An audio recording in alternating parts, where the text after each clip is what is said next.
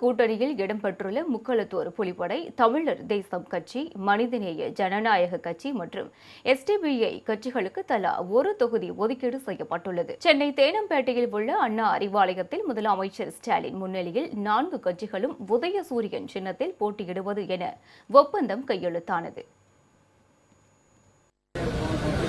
மதசார்பற்ற முற்போக்கு கூட்டணியில் மாண்புமிகு தமிழக முதலமைச்சர் அவர்கள் முக்குளத்தூர் புலிப்படைக்கு இந்த கூட்டணியிலே ஒரு தொகுதியை வழங்கியிருக்கிறார்கள்.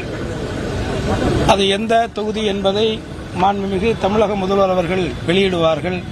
மிகுந்த ஒரு வரவேற்பை பெற்று மீண்டும் தமிழகத்திலே மாண்புமிகு தமிழக முதல்வர் அண்ணன் மு.க. ஸ்டாலின் அவர்களுடைய ஆட்சிதான் மலர வேண்டும். மதச்சார்பற்ற முற்போக்கு கூட்டணியில் எங்களுடைய மனிதநேய ஜனநாயக கட்சிக்கு மாண்புமிகு முதல்வர் அவர்கள் ஒரு தொகுதியை உறுதி செய்து ஒப்பந்தம் செய்திருக்கிறார். ஒப்பந்த நகல்களை நாங்கள் இருவரும் பரிமாறிக்கொண்டோம். எங்களுக்கு மாண்புமிகு முதல்வர் அவர்கள் நல்வாழ்த்துக்களை தெரிவித்தார்.